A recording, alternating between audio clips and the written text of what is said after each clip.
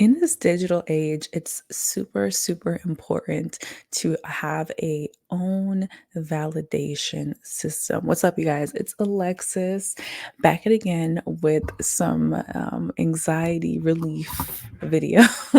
So I was just recently, basically, I just had my fair share of encounters of rejection, right? And, you know, especially in this digital era, it's so easy to just post a video, to like a post, to make a tweet that gets likes and gets validation, post a picture of yourself in a very risque way, post a picture of a celebrity and you're bashing them, then you get validation. In this digital era, it's so easy to get that instant gratification, right? But then when we are to be encountered with rejection, it really, really tears apart our ego. It really comes at us in a different way that was like, oh, okay, I thought I was more secure in myself than I previously thought. And that is completely okay. That is completely okay. It's completely okay to acknowledge your feelings and in that moment and allow yourself to feel them, to process them so that you can then come out on the other side. For example, when you apply for a job and you're just really excited, you're like, I like this job, the benefits are great, the location is great, you have all these high hopes, and then you get that rejection letter. And it's just like all of your hopes and your dreams have crumbled in that very moment. And you're just like, well, how do I come back from this? Right. And it's super, super important, especially as adults, but just in life in general, it's super and super important to have our own sense of validation, to have our own repertoire of positive emotions, positive energy, even when life itself comes at us, even when we receive rejection from friends, from family, from potential lovers, from, all different areas of life, we might get rejected. We might find somebody that really doesn't like us like that, really doesn't care for us. And what do we do in that moment? Do we internalize these feelings and replay a story that in our head we tell ourselves, yes, this validates the story that I tell myself, that I'm not good enough, that I'm not pretty enough, that I'm not smart enough, that I'm not sexy enough, I'm not skinny enough. All these things that we tell ourselves to keep ourselves down, right? But it's important when we find ourselves in that mode to really allow ourselves to feel whatever emotion is coming up. You're feeling exposed, you're feeling vulnerable, you're feeling like a loser, honestly. Like when, especially under capitalism, when we don't have, the high salary, when we don't have the biggest title, when we don't have the biggest apartment or the best apartment that's downtown in this high rise, we then ascribe ourselves and our own sense of value as low and low worth. And then we move throughout life with this understanding about ourselves that I have low value, I have low worth, and that somebody comes into our life, somebody comes into our sphere, and they prove that back to us. They're like, oh, this person believes that, they have low value. Okay, let me just prove that to them, right? And it's like subconsciously, then we will seek out people who will acknowledge this sense of lack that we have within us, right? But we can't do that. We cannot do that. We cannot. I mean, as humans, as a species, the human species, we've evolved so much to this point that we like certainty. We like to feel certain about things. We like stability. We like predictability. We like knowing our place in the world. We like knowing our place in other people's lives. We like knowing that if I go to this place, I can leave knowing I have a job. I like knowing that I can go to my job and I will receive a paycheck. That's all about this sense of knowing, right? And then when life throws us an unexpected ball, we go crazy. We go crazy. We start texting our exes, we start drinking, we start partying, doing all of these things to cope with these feelings of uncertainty when really only thing that is certain is the pride and the sense of esteem that we have within ourselves and a sense of love that we have within ourselves, right? And for me, whenever I deal with rejection, so technically I'm disorganized attachment, but I feel like whenever I feel like those feelings of rejection, I lean more towards my anxious side of like, oh my God, does this person like me? Oh my God, is something I did wrong? Oh my God, what's going on? Like all of these things just run throughout my mind constantly on a loop. And it's like, I have to find a way to just like calm myself, calm those feelings, calm down and just accept the situation for what it is. Hey, whatever it's like, if it's a job loss, lost my job.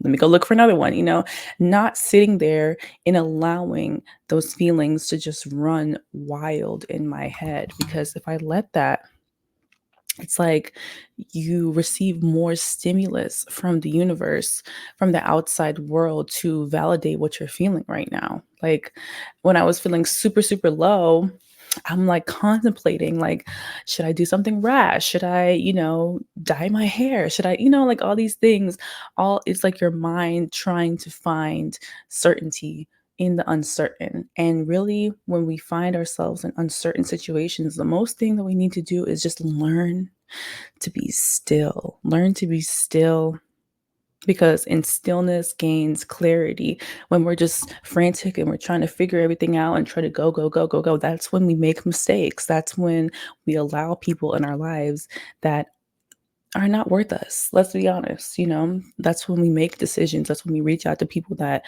have hurt us in the past. That's when we start thinking and reminiscing and having limerence and, start pondering and reminiscing about old times, the good times. Like, oh my God, I miss this person. Like, it's important to have a way to track our brains in the way that they assert certain emotions to certain thought patterns. Like for me, I know that when I get super, super down, I start thinking about all the wrong that I've done with this person or this or that person, or at this job, I should have done more. And then it's like, I have to be like, okay, well, let me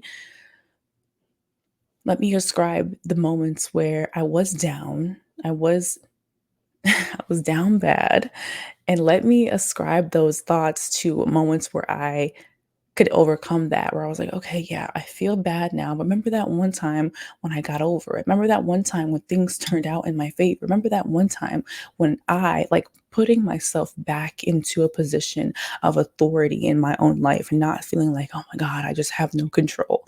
Sometimes in life, we don't have control of the outside circumstances, but we have control of ourselves, right? And I have this little note that I want to read, especially for my anxious girlies. And I want to provide you guys with techniques that really, really help me because I feel like each one teach one, right? Okay. So, and we're going to do this technique together. So, if you're driving, girl, what you doing? Pull over. Okay. Whenever I feel anxious, I like to take a moment to collect myself and close my eyes. So, we're going to do this together. I'm going to read. I visualize one of those Russian dolls. And if you don't know what Russian doll I'm talking about the metric match matrikosh.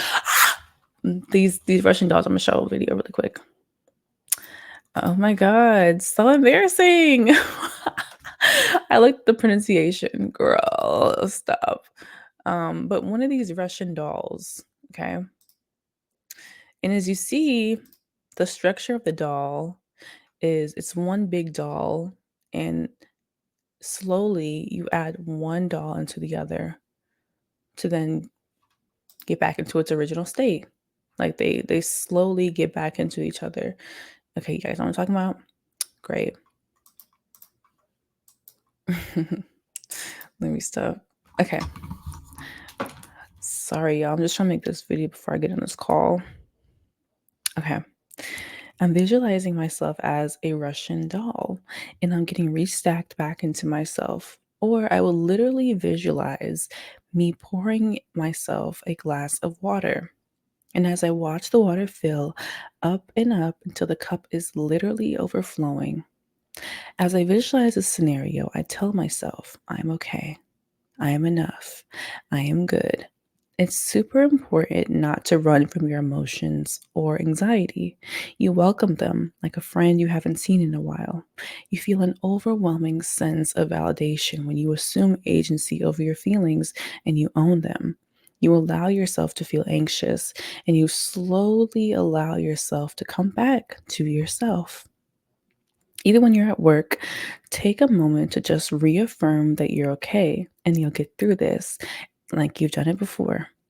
For example, when I get anxious, so sometimes I get anxious when I drive, especially where I live. Like, there's so many like flyovers and passovers and just like big, big roads that just like completely just cover up this like whole center, and that's a little scary sometimes because you just be like, because I'm driving and my brain is like, girl, what if everything just crumbled down and you just died?